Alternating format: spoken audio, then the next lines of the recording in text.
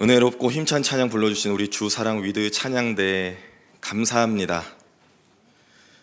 한 주간 시간을 허락해 주셔서 또 당회의 배려와 우리 또 교우 여러분의 기도로 또 기도하는 한 주간을 보냈습니다. 며칠은 기도원을 좀 다녀왔습니다. 영과 육의 좋은 충전이 이루어져서 감사하고 앞으로 전심으로 기도하고 더 사랑하고 눈물로 섬길 수 있도록 힘쓰겠습니다. 우리 옆에 계신 분 축복하며 인사 나누겠습니다. 믿음으로 바라보고 걸어갑시다.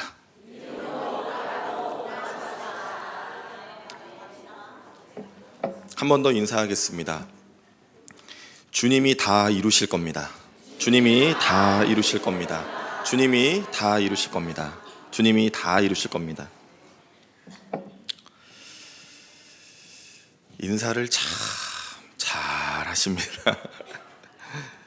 여러분, 우리가 지금 지난주부터 읽고 있는 히브리서 11장은 믿음장으로 유명한 장이죠.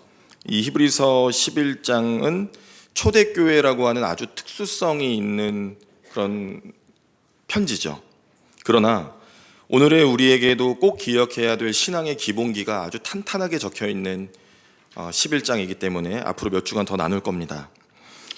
믿음은 바라는 것들의 실상이고 보이지 않는 것들의 증거라 했습니다. 오늘 히브리서 11장으로 두 번째 설교인데요. 이제는 지난주는 기본기, 아주 기초적인 아주 그런 원리라면 오늘부터는 적용편입니다. 현대 신학자 중에 미국 신학자인데요. 굉장히 영향력 있는 신학자가 스탠리 하우어스라는 분입니다. 한나의 아이라고 하는 책을 내셨었는데 2016년도 국민일보가 선정한 최고의 책으로 뽑혔어요. 그것이 한나의 아이입니다. 그의 신앙 고백적인 회고록입니다. 그 책에 이런 글귀가 있어요. 그리스도인으로 사는 것은 답 없이 사는 법을 배우는 과정이다. 신앙은 답을 모른 채 계속 나아가는 법을 배우는 일이다. 그러니 그 모든 내용은 다 제가 소개해드릴 수는 없지만 중요한 부분은 믿음이라는 것, 그리스도인으로 살아가는 것은 답이 없는 걸음이다. 바로 그겁니다. 여러분, 우리는 확실히 답이 없는 세계 속에 있습니다. 그냥 사는 것도 쉽지 않은데 믿음으로 보이지 않는 세계를 살아가라고 하니 때로는 추상적이고 때로는 막연할 때도 있어요. 그래서일까요? 성경은 하나님의 사람들 중에 보이지 않는 세계를 믿음으로 걸어간 분들을 소개합니다. 그것이 바로 오늘 노아와 아브라함이라고 할 수 있어요. 예측할 수 없는 일들이 얼마나 많습니까? 예측할 수 없는 문제들이 얼마나 많습니까? 고통 중에 있는 세계와 전쟁과 질병과 기근, 그리고 현재 우리나라의 정치적인 상황과 어려움, 한국교회의 위기, 또 우리 교회, 그리고 가정, 개인의 삶에 또 제가 모르는 얼마나 많은 문제들과 일들이 있을까요? 그렇게 오늘 중요한 걸음으로 보이지 않는 세계를 걷는 그리스도인들에게 오늘의 이 말씀은 제 생각에는 굉장히 중요한 메시지가 될 수 있다고 믿고 있습니다. 보이지 않아도 믿음으로 걸으며 노아가 얻은 타이틀이 있어요. 의의 상속자입니다. 그리고 또 수식어가 필요 없는 믿음의 사람이 있죠. 그가 바로 아브라함이에요. 우리가 믿음을 이야기할 때 성경의 인물 중에 아브라함을 빼놓고는 이야기할 수가 없습니다. 노아와 아브라함을 통하여 지금 우리에게 주시는 메시지가 무엇인지, 여러분, 그 오래전의 인물들을 통해서 우리가 지금 얻어야 될 게 무엇이 있을까요? 그러한 관점이 아니라 시대는 다르지만 보이지 않는 세계를 함께 걷는 믿음의 동역자로서 오늘 우리에게 주시는 분명히 중요한 메시지가 있을 겁니다. 먼저 기억해야 할 것은 분명히 하나님의 부르심의 때가 있다는 거예요. 하나님 부르신 때가 있습니다. 저를 부르신 때가 있었고 여러분을 부르신 때가 있었고 오늘 우리가 예배드리는 것도 하나님의 분명한 부르심이 있었다라는 거예요. 여러분, 보이지 않는 길을 걷게 하실 때에는 하나님의 때가 분명히 존재해요. 성경에서 빼놓을 수 없는 부분이 인간의 타락입니다. 인간이 타락, 옳은 길이 아니라 잘못된 길로 가는 걸 타락이라고 해요. 인간이 죄를 짓고 타락했어요.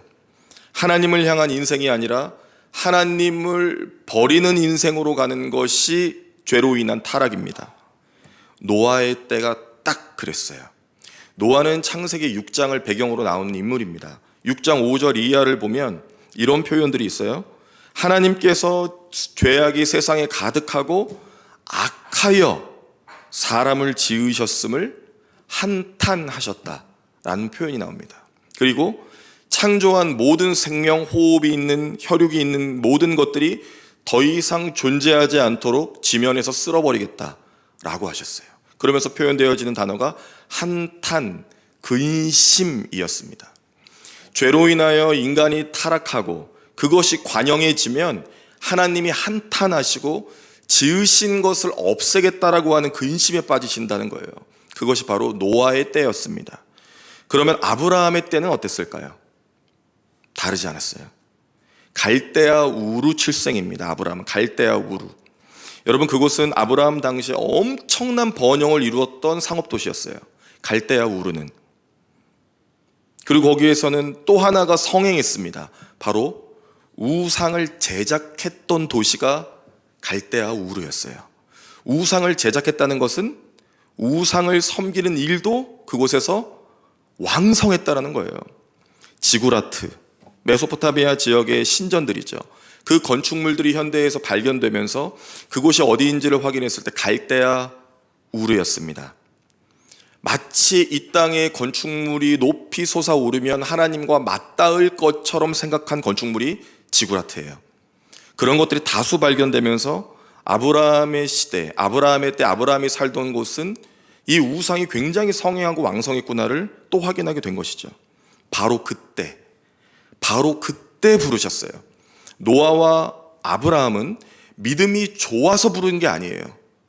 믿음이 없던 시대, 절망적인 세대 가운데 믿음으로 반응하도록 하나님이 믿음을 허락해 주셔서 제일 잘 반응할 수 있는 사람들이 선택된 겁니다. 하나님을 찾지 않고 죄와 우상으로 가득해서 하나님 한탄하시고 근심하시던 그때에 노아와 아브라함을 부르셨어요. 여러분, 우리를 왜 부르셨을까요? 교회로, 예배로, 하나님의 자녀로 왜 부르셨을까요? 이러한 질문은 우리 신앙의 삶에 있어서 굉장히 중요한 질문입니다. 하나님께서는 목적을 가지고 부르셨어요.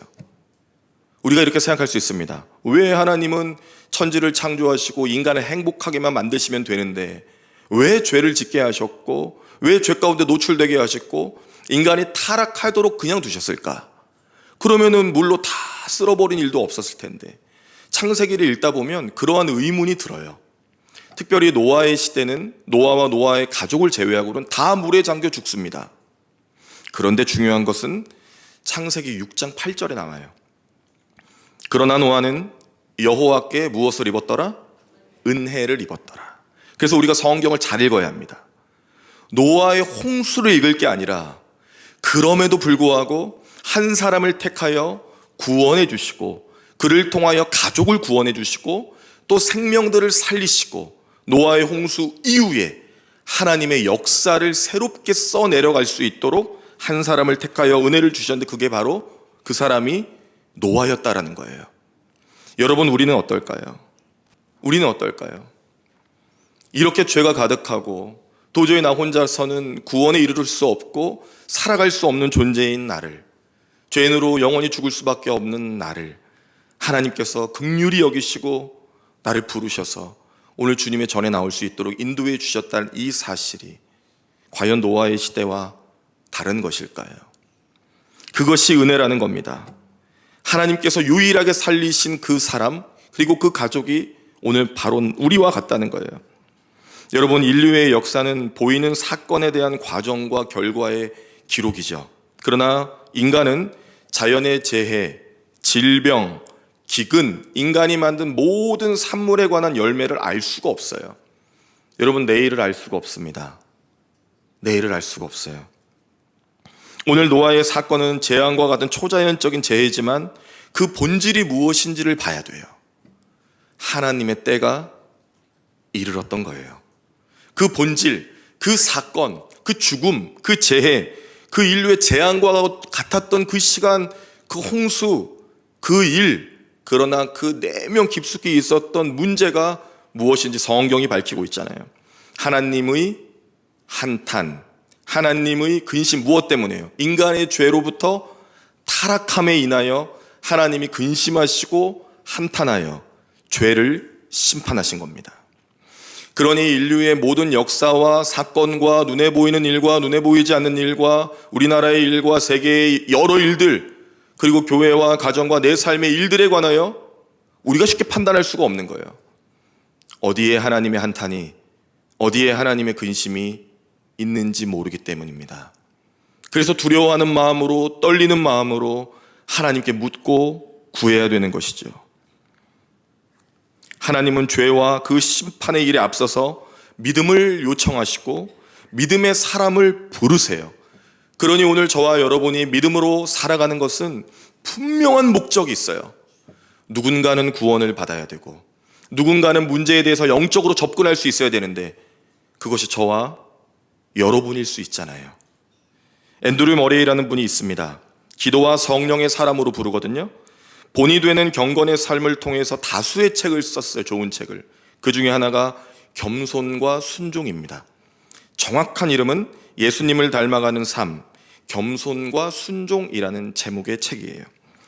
이 책은 현대인이 어딘지 알지도 모르면서 높은 곳만을 향하려고 하는 풍조를 비판해요. 진정으로 예수님을 닮아가는 제자의 삶을 소개합니다. 그 책의 내용이에요. 겸손과 순종은 예수님을 닮아가는 믿음의 시작이자 하나님의 은혜를 오롯이 내려받는 제자의 삶이다 라고 말하고 있어요. 겸손과 순종, 한번 저희가 생각해 봤습니다. 기도하면서. 과연 진짜 겸손과 순종은 무엇일까? 저 못해요. 저 그런 거 잘 못하는데. 그런 것이 겸손일까? 하나님 앞에 겸손하고 순종하여 예수의 제자된 삶을 산다는 것이 무엇일까? 그러면서 오늘 본문을 다시 보게 됐습니다. 도저히 납득하고 이해할 수 없는 상황 속에서도 하나님의 부르심의 때를 알고 믿어서 그대로 반응하며 예수님처럼 이해할 수 없는 십자가를 질 수는 없지만 이해할 수 없는 일 앞에 나를 믿음으로 부르신 이유가 있겠지 라고 생각하고 반응하는 것이 겸손과 순종이 아닐까라는 생각을 해봤습니다. 주님이 십자가로 자기를 다 낮추시고 순종한 것처럼 진정한 예수의 제자로 살아가는 삶을 제안하죠. 여러분, 부르심에는 때가 있어요. 하나님이 우리를 부르셨을 때에는 목적이 있습니다.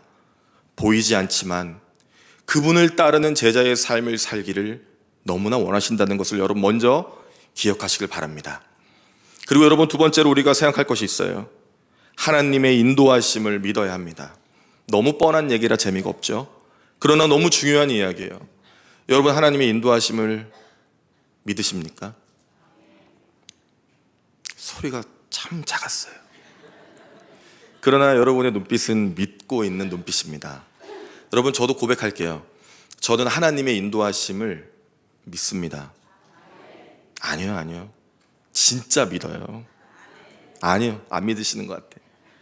진짜 믿어요. 그래서 때로는 오해를 받아요. 너만 그렇게 하나님의 인도하심을 믿냐고 저희 동료들이 물을 때도 있었습니다. 그러나 저는 단순한 인간이라 저는 정말 믿어요. 하나님의 인도하심을 믿어야 돼요. 인도하심을 아는 것과 책으로 읽은 것과 귀로 들은 것과 인도하심을 믿는 건 완전히 다른 영역입니다. 이게 믿음이에요. 이해할 수 없는 모든 일, 때로는 불행한 일, 저주와 같은 일을 통해서도 하나님이 나를 심판하고 저주하시는 게 아니라 지금 나를 그 일을 통해서도 알려주시고 깨우쳐 주셔서 인도하고 계시다는 것을 믿는 거죠. 노아는 100년이 넘도록 배를 지었어요. 배가 뭔지도 모르는 사람이 잔나무로 100년이 넘도록 그것도 산에 지었습니다. 여러분, 우리가 내용을 다 알고 들으니까 이해가 되지만 정신 나간 사람 아니에요. 높은 고지대에서 살면서 그것도 더 높은 산에다가 큰 배를, 온갖 짐승들이 다 들어갈 배를 지었으니 여러분, 이게 제정신이냐고요 라고 사람들은 이야기했을 겁니다. 본인도 이해가 안 됐을 거예요. 이해할 수 없는 일, 매우 비정상적이고 감당할 수 없는 압박과 고생이 평생 있었을 거예요. 그 긴 시간 동안 자녀들은 어땠을까요? 아빠의 기행적으로, 아버지의 기행적인 일로 말미암아 아마 그냥 묶여서 욕을 먹었을 겁니다. 이상한 집안이다. 왜 저러고 있을까? 그렇게 긴 시간 동안 모멸과 천대를 받아야 했을 거예요. 그러나 노아가 받은 은혜, 아까 우리가 읽었던 창세기 6장 8절처럼 여호와께 은혜를 유일하게 입었던 노아가 받은 믿음의 형태가 뭐냐면 순종이었어요. 창세기 6장 22절 말씀입니다. 노아가 그와 같이 하여 하나님이 자기에게 명하신 대로 다 준행하였더라. 자기에게 명령하신 것을 다 이루어드린 거예요. 이것이 노아가 받은 은혜였어요. 시대가 그렇지 않고 세대가 악한데 그럼에도 불구하고 하나님 말씀을 다 지켜 행하였다. 여러분, 이것이 은혜가 아니고 무엇일까요? 히브리서 11장 오늘 본문의 첫 절이죠. 노아는 보이지 않는 일에 대해서 경고를 받았는데 어떻게 반응했냐면 하나님을 경외하며 반응했대요. 그렇게 방주를 지었다는 겁니다. 경외, 두려운 거예요. 보이지 않는 미래가 두려운 게 아니라 이 땅에 혈육 있는 자들, 포악한 자들을 멸하리라고 말씀하신 하나님 말씀이 반드시 이루어질 것이 두려웠던 거예요. 하나님의 말씀이 반드시 이루어지니까 배를 100년이고 200년이고 만들 수밖에 없었던 거예요. 하나님의 말씀이 이루어지님에 그 이루어지는 그 사건 속에 많은 이들이 죽을 건데 하나님의 말씀이 이루어질 것이 너무나 두려웠던 겁니다. 그래서 따를 수밖에 없었던 거예요. 하나님의 높고 위대하심이 경이롭고 두려웠던 거예요. 그것이 경외입니다. 그렇게 하나님은 노아와 언약을 체결하셨어요. 노아야, 내가 너를 구원해 줄게. 너의 가족을 구원해 줄게. 너는 배를 지어라. 어떻게 짓냐면 그러면서 설계도면을 쫙 설명해 주셨어요. 이렇게 이런 사이즈로 이렇게 재료는 이렇게 하고 어떤 짐승을 부르고 어느 쌍을 몇 쌍을 부르고 다 알려주신 거예요. 그리고 노아는 그 생각으로 가득 차서 하나님 말씀대로 진행을 했더니 긴 시간이 흐르고 사람들 기억에 다 잊혀졌을 때쯤에 세상이 죄로 인해 물로 심판을 받았을 때 노아와 노아의 가족은 하나님의 약속대로 구원을 받았죠. 이것이 하나님의 은혜라는 거예요. 모두가 죽을 수밖에 없는 상황 중에 영진아, 너 일로 와봐. 너 내 말대로 할래? 그럼 내가 너를 영원히 살려줄게. 내가 너와 동행해 줄게. 여러분, 긴 시간 100년이 넘는 시간 동안 방주를 지은 고생만 있는 것이 아니었습니다. 하나님의 뜻이 그 긴 시간 동안 노아와 함께하며 성경은 노아를 어떻게 표현하고 있냐면 의인이고 당대의 완전한 자며 하나님과 동행했다라고 축복하고 있어요. 그리고 오늘 히브리서 말씀은 상속자라고도 표현하고 있습니다. 그러니 이 은혜가 얼마나 큰가요? 아브라함은요, 노아가 믿음으로 순종했다는 이야기 다음에 8절로 딱 오늘 이어지잖아요. 그러면서 똑같은 단어가 나와요. 순종. 아브라함이 순종하여 장래의 유업을 땅으로 나아갔다라고 표현하고 있습니다. 노아와 아브라함은 둘 다 믿음으로 무엇을 했어요? 순종했어요. 그것이 바로 하나님의 인도하심을 믿는 거예요. 하나님이 인도하심이 확실하니까 순종하는 겁니다. 아브라함은 갈 바를 알지 못했대요. 창세기 12장 1절입니다. 여호와께서 아브라함에게 이르시되 너는 너의 고향과 친척과 아버지의 집을 떠나 내가 내게 어떤 땅으로 가라? 보여준 땅이 아닙니다. 그러니까 어떤 땅이 몰라요. 모른다고요. 어디로 가야 될지, 언제 도착할지, 어떻게 생겼는지 알 수가 없어요. 앞으로 언제 보여줄지도 몰라요. 그런데 중요한 건 여러분, 땅이 아니에요. 우리는 땅 좋아하니까. 땅이 아닙니다. 가라 라고 하신 하나님 말씀이 중요했던 거예요. 가라. 내가 너를 인도해 줄게. 가라. 아브라함에게는 땅이 들어온 게 아니었어요. 가라라고 하신 말씀이 들어왔죠. 이것은 지역이 아닙니다. 하나님과 동행하며 살아간 우리 모든 평생의 시간이에요. 하나님 나라에 갈 때까지 하나님의 가라라고 하신 말씀을 따라 갈 수 있느냐가 중요한 거지, 저기까지 가면 에덴이 있고 저기까지 가면 로뎀이 있고 저기까지 가면 가나안에 젖과 꿀이 흐르는 풍족한 땅이 있으니까 가라가 아니에요. 가라. 내가 너와 함께 할 건데라고 하는 그 말씀을 믿고 그 인도하심을 따라갈 수 있느냐는 거예요. 여러분, 당연한 이야기지만 저기로 가려면 여기를 떠나야 돼요. 그렇죠? 아브라함은 전부를 버렸어요. 자기를 다 버렸습니다. 아브라함이 태어나 우상을 섬기고 우상을 만들던 갈대아 우르를 떠났다는 것은 자기가 태어난 곳, 자기의 고향, 친척, 그리고 안정된 삶을 다 놓은 거예요. 유목민이 되어 나그네가 되어 살아가야 됐다는 겁니다. 그리고 나이도 70이 넘었어요. 할 수 있는 게 아무것도 없습니다. 그럼에도 불구하고 타지로 나아가서 자기가 누렸던 가치를 누리지 않았다고 성경은 말하고 있어요. 하나님이 가라고 하셨으니 하나님이 주는 거 먹고 하나님이 인도해 주시는 대로 살았다는 거예요. 여러분, 가끔 우리는 이상한 믿음이 생길 때가 있어요. 하나님을 믿고 물론 어려울 때도 있지만 기도하여 극복하고 또 다시 잘 살아야 돼. 그리고 잘 살아야 돼. 이 잘 살아야 돼가 우리 가운데 가득할 때가 너무 많아요. 예수를 믿는 것이 세상에서 잘 사는 일과 무슨 상관이 있습니까? 예수 그리스도를 믿어 가난할 수도 있고 예수 그리스도를 믿는데도 아플 수 있어요. 예수 그리스도를 믿어 부족하고 연약할 수도 있습니다. 그것이 이상한 것이 아니에요. 그때도 하나님의 인도하심을 의심 없이 믿는가? 바로 그 문제 앞에 정직하게 서야 합니다. 오늘 10절 이하로 보면 아브라함이 얼마나 대단한 믿음의 소유자였는지 이제 소개하고 있어요. 아브라함이 그래요. 나는 하나님의 계획을 믿었대요. 하나님이 지으실 터를 믿었대요. 하나님이 만드실 성을 믿었답니다. 이게 무슨 말이냐고요. 보여줄 땅으로 가라라고 하신 하나님 말씀을 진짜 믿어서 하나님이 계획이 있겠지, 하나님이 지으실 터가 있겠지, 하나님이 만드실 성이 있겠지, 그것을 믿었대요. 여러분, 우리 한참 멀었어요. 당장의 결과가 나와야 되는데, 당장에 긁어서 바로 번호가 떠야 되는데, 그게 아니라 언제인지 알 수 없으나 하나님의 계획 속에 하나님이 지으시고 만드시는 일 가운데 내가 살아갈 것이다 라고 하는 믿음이 있었는데, 이게 인도하심이라는 거예요.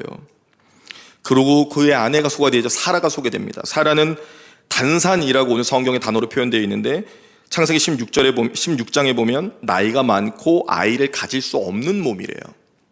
그러니 이미 아이가 생성될 수 없는 몸을 가지고 있음에도 불구하고 하나님께서 그 가정의 약속대로 이삭이라고 하는 자녀를 주셨습니다.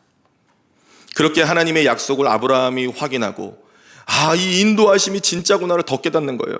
그러면서 16절로 보면 하늘의 본향을 사모하기 시작했어요. 내가 가야 할 곳이 어딘지 모르지만 하나님이 나를 인도해 주시면 나는 분명히 그곳으로 갈 것이다. 여러분, 하늘의 본향이 어디입니까? 바로 천국이에요. 하나님의 나라를 향하여 하나님이 가라고 하신 거예요. 그것을 알고 믿었어요.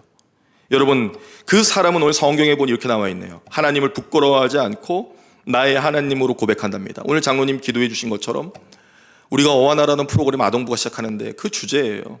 하나님을 부끄러워하지 않는 인정된 일꾼, 아브라함 같은 존재입니다. 아브라함 같은 존재예요. 보이지 않아도 내 것을 다 버려도 하나님의 인도하심을 쫓아 하나님을 부끄러워하지 않고 나의 하나님이라고 고백할 수 있는 그 삶이요. 내가 가난하고 어려워도 힘들고 괴로워도 절망 가운데 있더라도 너의 하나님이 있다면 너가 어떻게 그렇게 사는데라고 누군가 물어볼지라도, 그러한 손가락이 있을지라도 나의 하나님이 나와 함께 하신다라고 당당하게 말할 수 있는 그 인도하심에 목마른 존재가 바로 아브라함이었다는 겁니다. 하나님을 부끄러워하지 않고 이 땅을 살지만 하나님의 본향, 하나님의 나라를 바라보는 저와 여러분 되기를 바랍니다.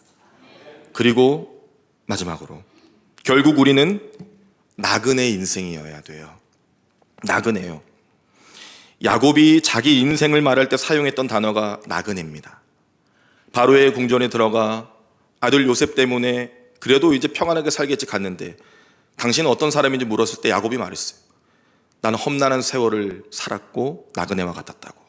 그리고 아브라함도 말합니다. 창세기 23장 4절에 나그네와 같다고. 그리고 다윗도 말합니다. 창세기 39장 12절에 나그네 거류민 같다고. 왜 하나님의 사람들은 다 자기를 나그네라고 할까요? 그래야만 하거든요. 내가 주인되고 내가 안정되고 내가 스스로 할 수 있는 영역이 아니에요. 나그네는 뭡니까? 광야를 걷는 사람들입니다. 아무것도 없어요. 분명한 목적지가 없어요. 나그네, 거린과 같아요. 하나님이 가라고 하신 곳이 어딘지 몰라요. 그러나 가는 거예요. 광야를 걸어야 하나님께 매달립니다. 내가 너무 풍족하면 매달릴 수 없어요.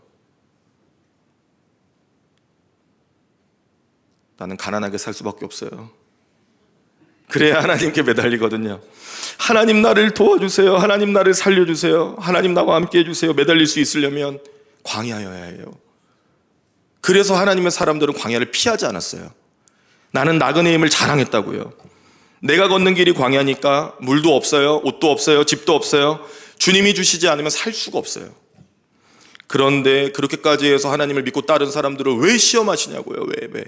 하나님께 묻는 건 아니고요. 제가 설교하는 겁니다. 왜 시험하시냐고요, 주님. 왜?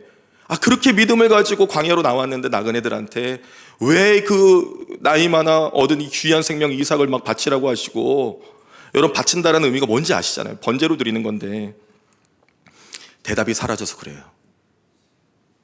누가 주인인지 고백하지 않아요. 성경을 잘 보세요. 아브라함이 평안해진 다음에 고백하지 않아요. 사라집니다. 하나님 물으신 거예요. 너 누구냐? 그리고 나는 누구냐? 너의 문제는 누가 해결할 수 있는데? 너를 지금까지 누가 인도해 왔는데? 너에게 아들 이삭을 준 자가 누구냐? 그러니까 너의 문제의 해결은 누구에게 있는가?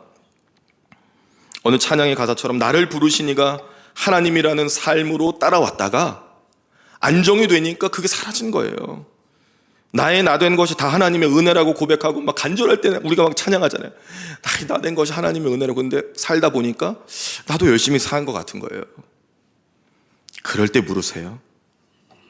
너는 지금 문제 해결이 누구에게 있는지 사건을 통해 물으신다니까요. 그 사건을 여러분 만나면 안 돼요. 시편 55편 22절입니다. 내 짐을 여호와께 맡기라. 그가 너를 붙드시고 의인의 요동함을 영원히 허락하지 아니하시리로다. 아멘입니다. 하나님께서 우리를 붙드시고 우리가 요동치 않게 인도해 주시는데 다 맡기라는 거예요. 그러니까 나의 삶, 나의 생각, 나의 의지, 나의 모든 것 다 하나님께 맡기라는 거예요. 하나님께 맡기지 않는 이유는 내가 살아있기 때문에 그렇습니다. 그래서 바울의 고백과 같이 십자가에서 자기는 죽는 거예요. 예수와 함께. 내 자아, 내 욕심, 하나님 없이도 충분한 마음이 다 죽어져야 되는 것이죠. 그래서 나그네 인생이어야 돼요. 오늘도 광야를 걸어야 되고 내일도 광야를 걸어야 되는데, 내일은 반석 위에 있고 싶고 그 다음 날은 더 호화로운 반석 위에 싶은 게 우리 마음이잖아요. 그래서 아브라함은 행복했어요. 날마다 광야를 걸었으니까. 다윗이 12지파에 통합된 왕관을 쓰기 전까지 다윗의 인생은 광야였다니까요. 그 많은 광야를 걸어서 하나님의 인도하심을 진짜 경험하고 내가 나그네구나를 고백한 다음에 하나님이 폭포와 같은 은혜를 내려주셨어요. 설교 시간에 이런 표현이 좀 그런데 한 방으로 다 메꿔주셨어요. 그리고 아브라함은 이삭을 드렸어요. 그런데 이 19절이 너무너무 놀라워요. 같이 읽어야 돼요. 19절 한 목소리로 크게 읽어주세요. 시작. 그가 하나님이 능히 이삭을 죽은 자 가운데서 살리실 줄로 생각한지라. 비유컨대 그를 죽은 자 가운데서 도로 받은 것이니라. 아멘. 이삭은 죽었어요. 죽은 자 가운데 도로 받은 거란, 이미 죽었어요. 이삭은 죽은 거예요. 아브라함이 죽이진 않았지만 이미 그 마음속에 죽인 거라고요. 하나님께서 죽은 자 가운데 도로 살리신 것처럼 이삭을 줄 것을 아브라함이 믿었어요. 어차피 나는 광야의 나그네니까 이 생명 주신 이가 하나님이신데 이 생명 이삭을 통하여 하늘의 별과 이 바다의 모래와 땅의 이 모든 것보다 더 무수히 많은 하나님의 자손을 주기로 약속해 주셨는데 살리시겠지. 그러니 바치란 바쳐야지. 그 마음으로 드린 거예요. 그래서 여러분, 하나님이 약속을 지키시고 바꾸지 않으시며 꼭 이루신다는 것을 믿고 그분의 손을 잡고 그분의 곁에 있으면 반드시 이루시는 하나님의 역사를 경험할 수가 있는 겁니다. 그게 나그네 인생으로 살아가는 신앙인의 재미예요. 맛이에요. 내 힘으로 할 수가 없어요. 하나님이 하시는 걸 봐야 돼요. 하나님의 일하심을 봐야 돼요. 하나님의 구원과 부흥을 경험해야 돼요. 새 역사와 성령으로 인도하시는 나의 주, 나의 하나님을 경험해야 됩니다.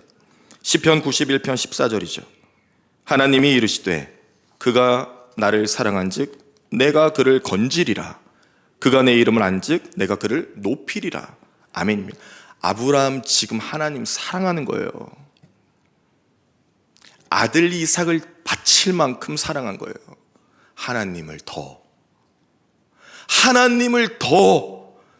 그러니까 하나님께서 그를 건지신 거예요. 죽은 자 가운데 살리시고 그 이삭을 통하여 성경의 역사를 써내려갔으며 결코 잊을 수 없는 믿음의 선조로 우리에게 소개해 주잖아요. 그 증거가 우리에게 있습니다. 십자가예요. 변치 않는 하나님의 사랑의 증거가 또 우리에게 있어요. 죄인을 불러, 나 같은 죄인을 불러 의인이 되게 하셨고 살리셨고 구원해 주셨어요. 여러분, 믿음은 우리 게 아닙니다. 허락받은 거예요.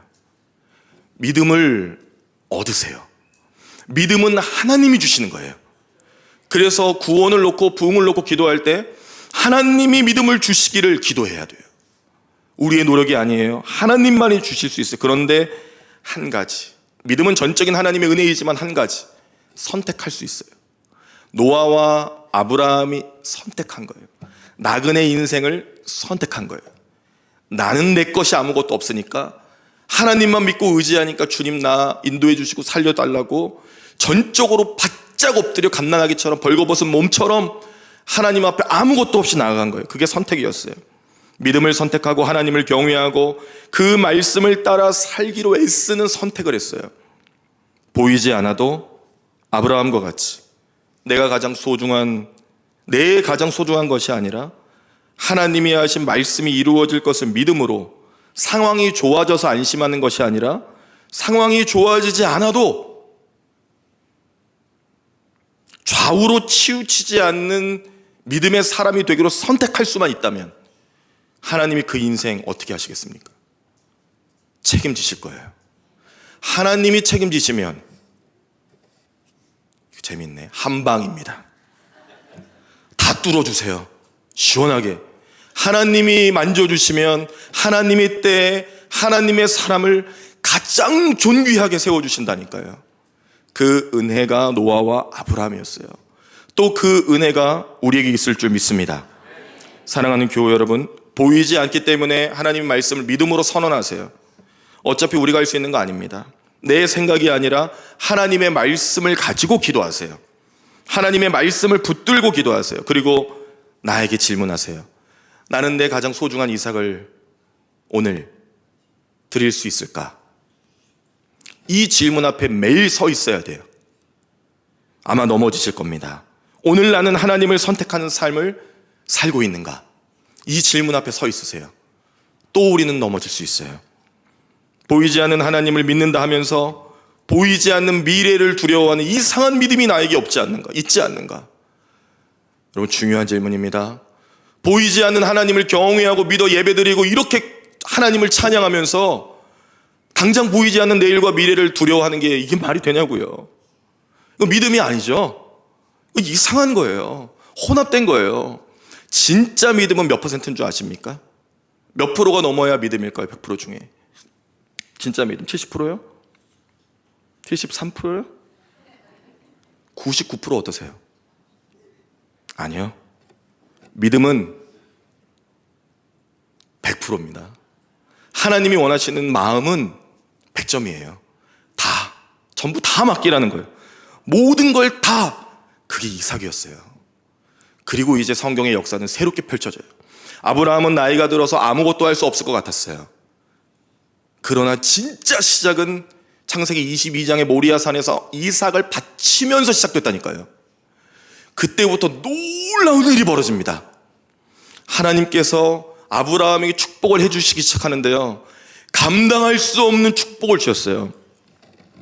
여러분, 제 이야기에서 죄송하지만 요거까지만 하고 마치겠습니다. 제가 청년부를 처음 맡았을 때 한 40몇 명 정도 된 청년들이었습니다. 많았죠. 그런데 1년이 지나고 나서 152명이 되었어요. 그 100명이 1년 동안 늘어나면서 제가 정말 궁금했던 게 있습니다. 왜 오지? 왜 매주 등록하지?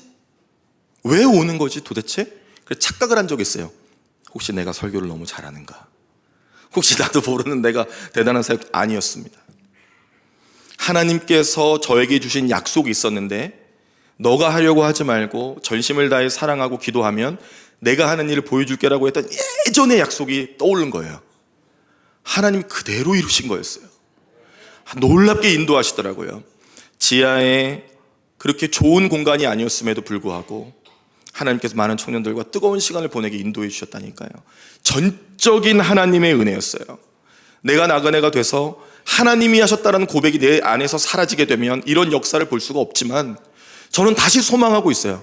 하나님, 저와 우리 교회가 진정한 하나님의 역사와 은혜 가운데 하나님의 뜻대로 부응하는 교회가 되고 하나님의 뜻 가운데 구원받는 가정이 되기를.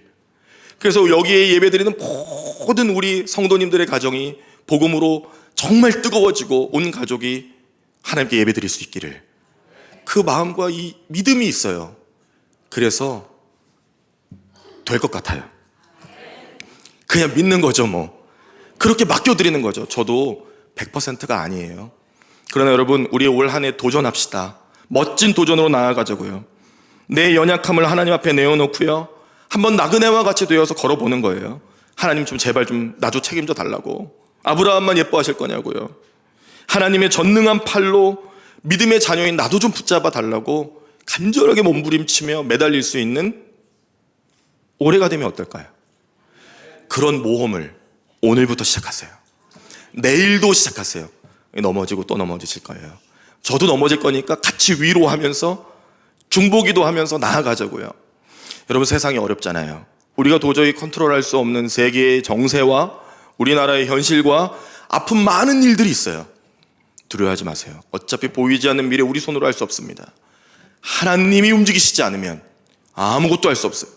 하나님께 다 맡기고 하나님이 통치하시고 인도하시기를 구하며 그렇게 나아갑시다. 그 멋진 모험의 승리자가 되시길 기도합니다. 기도하겠습니다. 하나님 아버지, 감사합니다. 오늘 주신 말씀 붙잡게 하옵소서.